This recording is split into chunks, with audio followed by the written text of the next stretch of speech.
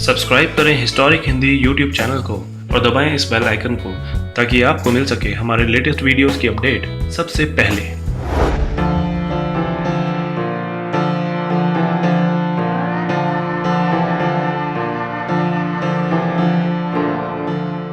भारत के एक छोटे से गरीब परिवार से सालों पहले एक लड़का आया था जिसकी खूबी ने दुनिया को हिलाकर रख दिया था। वो लड़का गणित को बहुत चाहता था और उसकी चाहत ही आगे चलकर उसकी पहचान बनी। रामानुजन नामक उस लड़के के आने से पहले शून्य के खोजी आर्यभट्ट को ही भारत का सबसे बड़ा गणितज्ञ माना जाता था। हालांकि जब रामानुजन ने अपनी प्रतिभा दिखाई तो आर्यभट्ट के बाद महान भारतीय गणितज्ञों में उनका नाम भी जुड़ गया। तो चलिए आज आपको बताते हैं रामानुजन के बारे में जिन्होंने गणित पढ़ के बनाई अपनी पहचान। 22 दिसंबर 1887 को कोयम्बटूर के एरोड गांव में जन्मे रामानुजन ने मंदिरों के प्राचीन शहर कुंभकोणम में अपना बचपन बिताया। आज तो हम रामानुजन को एक विद्वान के रूप में जानते हैं, मगर शुरू से ही वो ऐसे नहीं थे। कहते हैं कि बचपन में रामानुजन का सामान्य बौद्धिक विकास नहीं हो पाया था। 3 साल की उम्र तक उनके मुंह से कोई आवाज ही नहीं निकली थी।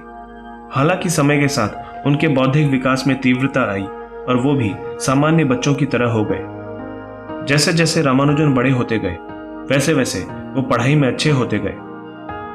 प्राथमिक परीक्षाओं में रामानुजन ने पूरे जिले में उच्च स्थान प्राप्त किया था। कहते हैं कि रामानुजन गणित में बहुत तेज थे।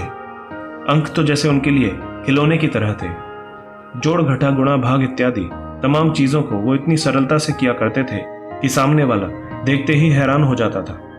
रामानुजन के पास जब भी समय होता तो वो गणित के सवाल हल करने लगते। कहा जा सकता है कि अपनी गणित की यात्रा रामानुजन ने बचपन में ही शुरू कर दी थी। अपनी 15 साल की उम्र में रामानुजन ने ब्रिटिश गणितज्ञ जॉर्ज शूब्रिज कार की किताब synopsis of elementary results in pure and applied mathematics की एक प्रति प्राप्त की। इस पुस्तक में गणित के हजारों प्रमेयों का संग्रह था। इन्हें देखकर अपनी प्रतिभा के अनुसार रामानुजन ने अपने प्रमेय और सूत्र बनाए। अपनी छोटी सी उम्र में ही रामानुजन ने उच्च कोटि का गणितीय ज्ञान अर्जित कर लिया था। उनके अंदर गणित के प्रश्नों को हल करने का एक जुनून सा छाया रहता था। वो चाहते थे कि बाकी महान गणितज्ञों की तरह उनके बनाए सूत्र भी दुनिया पढ़े। वो अपने दिन का ज्यादातर समय गणित के कठिन प्रश्नों और सूत्रों को खोजने में ही व्यतीत करते थे। कहते हैं कि उनमें गणित के प्रति इतनी जिज्ञासा थी कि वो कई बार तो रातों को उठ उठकर प्रश्नों को हल करने लगते थे। रामानुजन गणित में तो अव्वल थे, लेकिन बाकी विषय उनके लिए नीरस थे, जिस कारण वो 12वीं की कक्षा में 2 बार फेल हुए। हालांकि जिस कॉलेज में पढ़ते हुए रामानुजन 2 बार फेल हुए, बाद में उसका नाम बदलकर रामानुजन के नाम पर ही कर दिया गया। वक्त के साथ रामानुजन की गणित पर पकड़ और भी अच्छी होती गई। 1911 में रामानुजन ने अपना पहला शोध पत्र journal of Indian mathematical society में प्रकाशित किया। भारतीय तो रामानुजन की खोज और ज्ञान को पसंद करते थे, मगर अंग्रेजों के लिए यह अजीब था। उन्हें नहीं लगता था कि कोई भारतीय ऐसी काबिलियत रखता होगा। यही कारण था कि उनके शुरुआती प्रकाशन ब्रिटिश ने ज्यादा प्रसिद्ध नहीं होने दिए। सन 1913 में उन्होंने विश्व प्रसिद्ध ब्रिटिश गणितज्ञ में से एक प्रोफेसर गॉडफ्रे हेराल्ड हार्डी के साथ पत्राचार शुरू किया। प्रोफेसर हार्डी रामानुजन के संख्या सिद्धांतों के सूत्र से काफी प्रभावित थे। उन्होंने देखा कि रामानुजन के अंदर काबिलियत का भंडार है और अगर उसे सही रूप से इस्तेमाल किया जाए तो वो जरूर बड़ा नाम कमा सकते हैं। यही कारण है कि हार्डी ने उन्हें कैम्ब्रिज विश्वविद्यालय में गणित की पढ़ाई करने का निमंत्रण दिया। पूरे विश्व को अपनी गणित की उपलब्धियां दिखाने का इससे अच्छा मौका रामानुजन को नहीं मिल सकता था। बिना कुछ सोचे समझे उन्होंने इस निमंत्रण को पहली बार में ही स्वीकार कर लिया। सन 1914 में रामानुजन इंग्लैंड की ओर निकल गए। कैम्ब्रिज विश्वविद्यालय पहुंचकर रामानुजन ने प्रोफेसर हार्डी के साथ मिलकर कई प्रोजेक्ट्स पर काम शुरू किया। रामानुजन के तेज दिमाग को उन्होंने एक सीधी राह दिखाई। बस फिर इसके बाद गुरु शिष्य की यह जोड़ी हिट हो गई। कई उच्च कोटि के शोध पत्र दोनों ने मिलकर प्रकाशित किए, जिनके लिए रामानुजन को कैम्ब्रिज विश्वविद्यालय द्वारा BA की उपाधि भी दी गई। रामानुजन की गणित की काबिलियत देखकर उन्हें लंदन के रॉयल सोसाइटी का फेलो बना दिया गया। ब्रिटिश उपनिवेश में एक अश्वेत व्यक्ति को रॉयल सोसाइटी की सदस्यता मिलना बहुत बड़े गर्व की बात मानी जाती थी। रॉयल सोसाइटी के पूरे इतिहास में रामानुजन सबसे कम उम्र के सदस्य थे।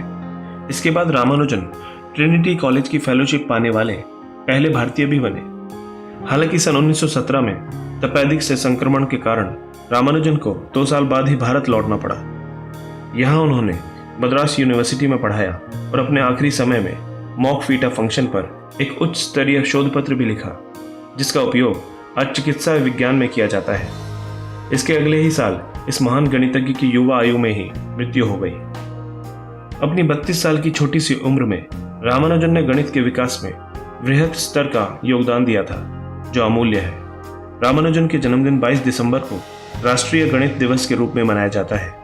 इंग्लैंड के प्रमुख गणितज्ञ G.S. हार्डी श्रीनिवास रामानुजन को यूरल, गॉस, आर्किमिडीज व न्यूटन जैसे दिग्गजों की श्रेणी में ही मानते थे।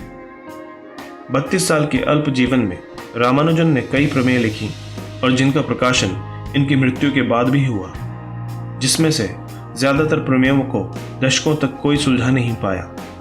एक सदी बाद आज इन सूत्रों का इस्तेमाल ब्लैक होल के व्यवहार को समझने के लिए किया जा रहा है। जहां दुनिया समझती थी शून्य मतलब नगण्य, मतलब कुछ भी नहीं, वहीं भारतीय खोजकर्ताओं ने यह साबित किया कि शून्य मतलब शुरुआत और अनंत होता है।